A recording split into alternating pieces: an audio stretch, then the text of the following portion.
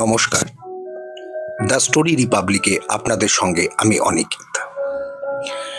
আমাদের গল্পগুলি ভালো লাগলে এবং আরও নতুন গল্প শোনবার জন্য আপনারা চ্যানেলটিকে সাবস্ক্রাইব করুন। দ্য স্টোরি রিপাবলিকে আমাদের আজকের গল্প সরোজ কুমার রায়চৌধুরীর লেখা রহস্য।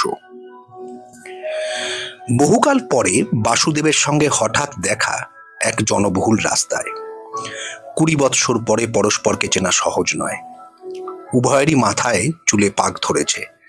বাসুদেবের তো বিস্তীর্ণ একটি টাক দেখা যাচ্ছে, তথাপি কিন্তু চিনতে কষ্ট হলো না বিশেষ। 20 বৎসর আগে কলেজ হোস্টেলের একই ঘরে বছর 2 আমাদের কেটেছে। আমি যখন 3rd ইয়ারে, ও তখন 1st ইয়ারে। শ্যামবর্ণের ছোটখাটো একটি ছেলে, অসাধারণ পেটুক। বাপের কাছ থেকে টাকা আসতো অনেকগুলি, তার অধিকাংশই যেত খাবারওয়ালার বাক্সে। কিছু নয় তো জলই খেয়ে ফেললে বড় ঘটির একটি ঘটি। জিজ্ঞাসা করতুম, মানুষ তো ওইটুকু, ওগুলো রাখো কোথায়? হেসে উত্তর দিত, ব্যবস্থা করলেই রাখা যায় দাদা। সুটকেস দেখেননি? ব্যবস্থা করলে অনেক জিনিস রাখা যায়, অব্যবস্থায় কিচ্ছু রাখা যায় না।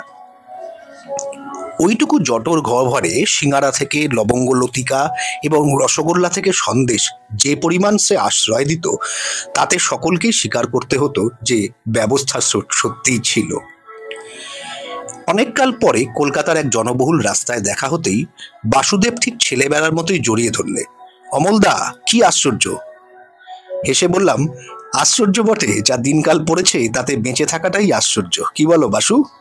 নয়তো কি, চলুন চলুন, একটা খাবারের দোকানে গিয়ে বসা যাক। কতকাল পরে দেখা, অনেক গল্প করার আছে। খাবারের দোকান? তোমার সেই পুরনো অভ্যাস এখনো যায়নি তো?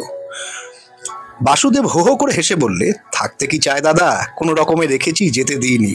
ভগবান একটা শক্তি দিয়েছেন, চর্চা না করে সে শক্তি খোয়ানো কি ভালো হতো? কখনোই না। চলো, কোথায় যাবে? কাছের একটা দোকানে গিয়ে বাসু বললে, কি খাবেন বলুন? 1 গ্লাস জল। আমি তোমার খাবার দেখবার জন্য এলাম। তারপরে যা হয়, বাসু ছাড়লে না, আমাকেও কিছু নিতে হলো।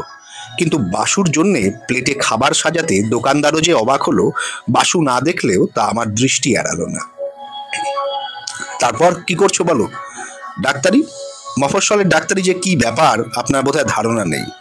সকাল থেকে 10টা পর্যন্ত বাড়িতে বসে রোগী দেখি, তারপরে সেই পায়ের তলার মাটি তেতে আগুন হলো, আকাশ রূপোর পাতের মতো ঝকঝক করতে লাগলো। অমনি হয় ঘোড়া, নয় সাইকেলে বেরুলুম রোগী দেখতে। ফিরতে ফিরতে 3টে। এত কষ্টের পয়সা দাদা খরচ করতে ইচ্ছা হয় না। বাসু করুণ অনুতপ্ত দৃষ্টিতে তার প্লেটের খাবারগুলোর দিকে চাইলে। জিজ্ঞাসা করলাম, ছেলেপুলে কি? চামচে করে হাতের রাজভোগের একটা টুকরো মুখে পুড়তে যাচ্ছিল, থমকে গেল। বললে, তা অনেকগুলি দাদা। একটি ভালো ছেলে খুঁজে দিন না, বড় মেয়েটির বিয়ে আর না দিলেই নয়। বাসু রাজভোগটি নিঃশেষ করে বললে, আপনি তো কিছুই খেলেন না দাদা, খাওয়া দাওয়া আপনার বরাবরই কম। দেখি আরেকটা রাজভোগ দাও তো। হয়ে বাসুদেবের একটি ছোট ভাই ছিল, সুখদেব। অত্যন্ত ডানপিটে ছেলে। মাঝে মাঝে বাড়ি থেকে পালিয়ে এসে দাদার হস্টেলে আশ্রয় নিত। আশ্চর্য, তার কথাটাই এতক্ষণ মনে পড়েনি। তাড়াতাড়ি বললাম, আসল লোকের খবরই তো নেওয়া হয়নি। তোমার সেই ভাইটির খবর কি, সুখদেব? বাসু একটু চমকে উঠল। তার মুখের ওপর বেদনার গাঢ় ছায়া নেমে এলো। একটু যেন সামলে নিয়ে সে বললে, শোনেননি তার খবর? না তো। সে তো নেই। মানে? সে আত্মহত্যা করেছে। আত্মহত্যা? বলো কি? বাসু জবাব দিলে না। অনেকক্ষণ পরে বললে, চলুন পার্কে গিয়ে বসি গে। পার্কে অসম্ভব ভিড়। এক কোণে একটি গাছের তলায় বসা গেল। দুজনে কিছুক্ষণ চুপচাপ বসেই রইলাম।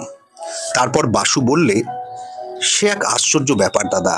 আমি বিজ্ঞানের ছাত্র, আমার কাছে আজও সমস্ত ঘটনা একটা রহস্য হয়েই রয়ে গেছে। আমি উদ্গ্রীব হয়ে ওর মুখের দিকে তাকিয়ে রইলাম। বাসু বলতে লাগলো, ধীরে ধীরে, থেমে থেমে, ভেবে ভেবে। আমার একটি ঠাকুমা ছিলেন। বুড়ো মানুষ হলে যা হয়, মেজাজ তার খুবই খিটখিটে ছিল। ভোর থেকে রাত্রি 10টা-11টা পর্যন্ত মায়ের সঙ্গে তার খুবই খিটিমিটি চলত। ঠাকুমার যত বয়স বাড়তে লাগলো, তার সেবায় মায়ের ততই ত্রুটি করতে লাগলো, আর খিটিমিটিও পাল্লা দিয়ে বাড়তে থাকলো। সে এক দারুণ অশান্তি। বাড়িতে কাক চিল বসার জো রইল না। সুখদেব ছিল ঠাকুমার প্রিয়। সে যে ঠাকুমার খুব সেবা ও শুশ্রূষা করত তা নয়, কিন্তু যেহেতু মায়ের কাছে আমি ছিলাম প্রিয় আর সুখদেবকে তো মায়ের বকুনি, সেই কারণে ঠাকুমার কাছে সে প্রিয় ছিল। এই অবস্থায় একদিন ঠাকুমা গেলেন। শ্রাদ্ধ শান্তি শুকে গেল, কিন্তু সুখদেব যেন কেমন হয়ে যেতে লাগলো। অত আড্ডাবাজ ছেলে কেমন যেন কুনো হয়ে যেতে লাগলো। বন্ধু বান্ধব এসে ডাকাডাকি করেও তার সাড়া পায় না। মা বারবার জিজ্ঞাসা করেন, কি হয়েছে তোর? দিন রাত্রির বসে বসে কি ভাবিস? শরীরই বা ওরকম হয়ে যাচ্ছে কেন? তারও জবাব দিতে পারে না। আমি তখন মেডিকেল কলেজে পড়ি। মা আমাকে বললেন, আমিও প্রশ্ন করে কোনো সদুত্তর পাই না। ও তখন কলেজে পড়ে, হস্টেলে থাকে। একদিন হঠাৎ হস্টেলের সুপারিনটেন্ডেন্ট কয়েকটি ছেলে সঙ্গে দিয়ে ওকে আমাদের বাড়ি পাঠিয়ে দিলেন। বাবাকে একখানা চিঠিতে জানিয়ে দিলেন ওকে হস্টেলে রাখা নিরাপদ নয়। বাবা তো আকাশ থেকে পড়লেন।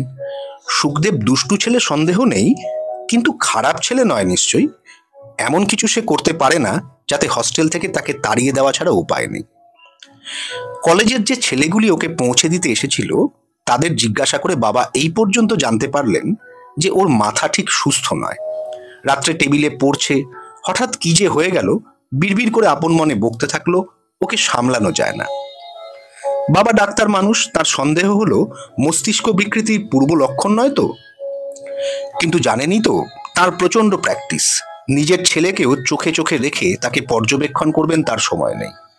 মাঝে মাঝে অবসর পেলে কাছে ডাকেন, গল্প করেন, অনেক সময় কঠিন কঠিন বৈজ্ঞানিক তত্ত্ব নিয়ে আলোচনাও করেন, কিন্তু মস্তিষ্ক বিকৃতির কোনো চিহ্নই দেখতে পান না। শেষে বিরক্তভাবে মাকে বললেন একদিন, কিছুই হয়নি, মাথা বেশ সুস্থ আছে, বোধহয় পড়াশোনা করার ইচ্ছা নেই, তাইও এরকম করছে। এরকম সন্দেহ হওয়া বিচিত্র নয়।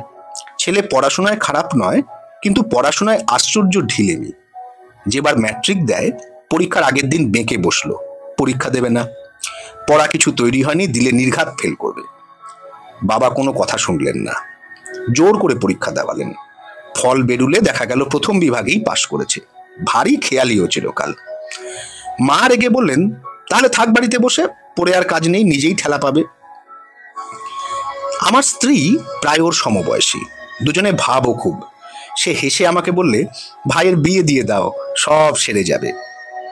মনে হলো তাও অসম্ভব নয়, হয়তো বিয়ের জন্য খুব ব্যস্ত হয়ে উঠেছে। অন্য কাউকে তো বলতে পারছে না, বলেছে হয়তো ওর বৌদিকেই। জিজ্ঞাসা করলাম, সে কথা বলেছে নাকি তোমাকে?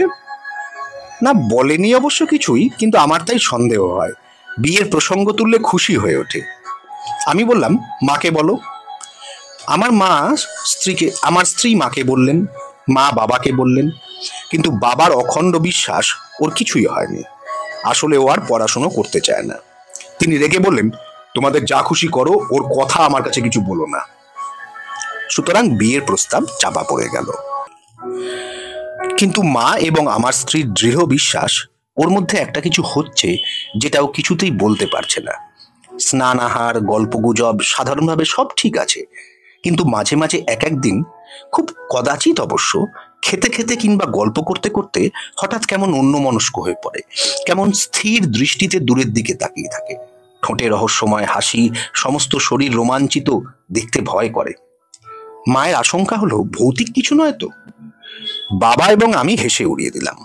বাবা বললেন, এই পাগলটার সংস্রব ছাড়ো, নাহলে তোমরাই শেষ পর্যন্ত পাগল হয়ে যাবে। এমনি করেই চলে। একদিন সন্ধ্যার সময় সুখদেব তার শোবার ঘরের খাটের উপর বসে আছে। তার শরীরটা সেদিন খুব খারাপ। অন্য কিছু নয়, বলছে বুকের ভিতরটা কেমন ভারী বোধ হচ্ছে এবং চোখ দুটো অসম্ভব জ্বালা করছে। মা নিচে রান্নাঘরে ঠাকুরকে রাত্রের রান্না বুঝিয়ে দিচ্ছেন। আমার স্ত্রীকে বললেন, তুমি শুকনের ঘরে গিয়ে একটু বসো গে বৌমা, ওর শরীরটা ভালো নেই বলছে, একটু পরেই আমি যাচ্ছি। আমার স্ত্রী চৌকাঠের কাছে বসে সুখদেবের সঙ্গে গল্প করতে লাগলো, আজে বাজে গল্প। তুমি নাকি বাপের বাড়ি যাচ্ছ বৌদি? হ্যাঁ। কেন? এই তো এলে সেদিন। তা তো এলাম, কিন্তু থেকেই বা কি করবো বলো, সামনে চৈত মাস পড়ে যাচ্ছে, এর মধ্যে তো আর তোমার বিয়ে হচ্ছে না, সে আশা থাকলে থাকতাম। ও, আমার বিয়ের জন্যই বুঝি তোমার এখানে থাকা? তাছাড়া আর কি। মা বোধহয় একবার নিচে এসেছিলেন, কিন্তু সিঁড়ি থেকেই ওদের হাস্য পরিহাস শুনে আবার নিচে নেমে যান। হঠাৎ সুখদেব বললে, একটা দেশলাই এনে দেবে বৌদি, সিগারেট খাবো। আমার স্ত্রী নিচে থেকে একটা দেশলাই বাক্স এনে দিলে। সিগারেটটা ঠোঁটে চেপে একটা কাঠি জেলেই সুখদেব কিরকম যেন হয়ে গেল। তার ঠোঁট দুটো এমন জোরে জোরে কাঁপতে লাগলো যে সিগারেটটা পড়ে গেল। কিন্তু ওর সেদিকে ভ্রুক্ষেপই নেই। ওর দৃষ্টি ওর ওদিকের দেওয়ালের দিকে নিবদ্ধ। সেদিকে কাকে যেন ও দেখছে। তার কথা শুনতে শুনতে ওর চোখ দুটো যেন অস্বাভাবিক জ্বালায় জ্বলতে লাগলো। সেই দিকে চেয়ে ও একটার পর একটা কাঠি জেলেই চলে। ও কি ঠাকুরপো, ও কি করছো? কোনো মতে আমার স্ত্রী মৌখিক একবার বাধা দিলে বটে, কিন্তু সুখদেবের চোখ মুখের অস্বাভাবিক অবস্থার দিকে চেয়ে ভয়ে ওর গলা শুকিয়ে এলো। ওই দৃশ্য সে আর সইতে না পেরে ছুটে গেল নিচে। ও মা, শিগগির আসুন, ঠাকুরপো কি করছে দেখুন। মা ভাঁড়ারে ব্যস্ত ছিলেন। সাড়া দিলেন, যাচ্ছি, তুমি যাও। আমাদের ভাঁড়ার আর রান্নাঘরটা বাড়ির এক দূর প্রান্তে। আমার স্ত্রী উন্মাদের মতো সেই দিকে ছুটল। মায়ের আঁচল ধরে টেনে বললে, শিগগির আসুন, ঠাকুরপো যেন কিরকম হয়ে গেছে। কি হয়ে গেছে? খালি একটার পর একটা দেশলাই কাঠি জ্বালছে, আর কিরকম করে যেন দেওয়ালের দিকে চাইছে, ভয় করছে। মা কথাটার খুব গুরুত্ব দিলেন না। হেসে বললেন, জানো তো তুমি ভীতু মেয়ে, তাই তোমাকে ভয় দেখাচ্ছে। যাও, তুমি ঘরে গিয়ে বসো গে, আমি এক্ষুনি যাচ্ছি। আমার স্ত্রীর কিন্তু একা যেতে ভয় করছিল। এমন সময় পাশের বাড়ির গাঙ্গুলি গিন্নি মোটা ভারী কণ্ঠস্বরে বললেন, ও ভূত, চাটুর্যের দোতলা ঘর থেকে অত ধোঁয়া বেরুচ্ছে কিসের, দেখে আয় তো। আমার স্ত্রী এবং মা দুজনেই চমকে উঠলেন, ছুটলেন দোতলায়। পিছন পেছন ঝি চাকরগুলো। কিন্তু বাসুদেব থামলো। তারপর আবার বলতে শুরু করলো। সঙ্গে সঙ্গে মোটরে করে তাকে এখানে হাসপাতালে আনা হলো। ঘটনার সময় আমি ছিলাম না, কিন্তু হাসপাতালে আনার পর থেকে প্রায় সমস্তক্ষণ আমি তার পাশে থাকতাম। মেডিকেল কলেজের ছাত্র বলে সে সুবিধা আমি পেয়েছিলাম। সমস্ত শরীর, এমনকি মুখ পর্যন্ত পুড়ে এমন বিভৎস হয়ে গিয়েছিল যে সেদিকে চাওয়া যেত না, অথচ ওর চোখ মুখে যন্ত্রণার চিহ্ন পর্যন্ত ছিল না। এই অবস্থায় সে দিন দুই ছিল।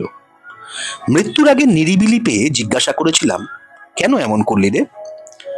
কথা কইতে সুখদেবের কষ্ট হচ্ছিল। কোনো রকমে বললে, তোমাদের বলিনি, বললে হয়তো বিশ্বাসও করবে না। মৃত্যুর পর ঠাকুমা প্রায়ই আমাকে আত্মহত্যা করার লোভ দেখাতেন। তাকে স্পষ্ট চোখের সামনে দেখতে পেতাম। বলতেন, মর মর, আগুন জ্বেলে মর, দেখবি খুব আরাম। লোভ হতো। অনেকবার চেষ্টা করেছি, কিন্তু কেউ না কেউ এসে পড়ায় বাধা পড়েছে। সেদিন দেশলাইটা জ্বালবা মাত্র ঠাকুমা আবার দেখা দিলেন, আবার মরবার প্ররোচনা দিতে লাগলেন। কিন্তু বৌদি বসে, তাই আমি পেরে উঠছিলাম না। হঠাৎ বৌদি উঠে যেতেই আমি দাঁড়ালাম। ঠাকুমা যেন ঠেলতে ঠেলতে আমাকে পাশের ঘরে নিয়ে গেলেন। আঙুল দিয়ে দেখিয়ে দিলেন কেরোসিনের ভর্তি টিন। সেই কেরোসিন জ্বাললাম মাথায়, জ্বালিয়ে দিলাম আগুন। তারপরে জিজ্ঞাসা করলাম, যন্ত্রণা হচ্ছে খুব না? আর কিছু বললে না সুখদেব। রাত্রি হয়ে আসে, জনস্রোত ঈষৎ মন্দীভূত। কতক্ষণ নিঃশব্দে বসেছিলাম জানি না। মুখ তুলে চেয়ে দেখি চারিদিকে আলো জলের ওপর প্রতিফলিত হয়ে যেন ইন্দ্রজাল রচনা করেছে। গাছের তলায় যেখানে আমরা বসেছিলাম সেখানটা অন্ধকার। বাসুদেবের মুখ স্পষ্ট দেখা যাচ্ছিল না। আমার চোখে কি কিছুর ছোঁয়া লেগেছে? কিছুই চিনতে পারছি না কেন।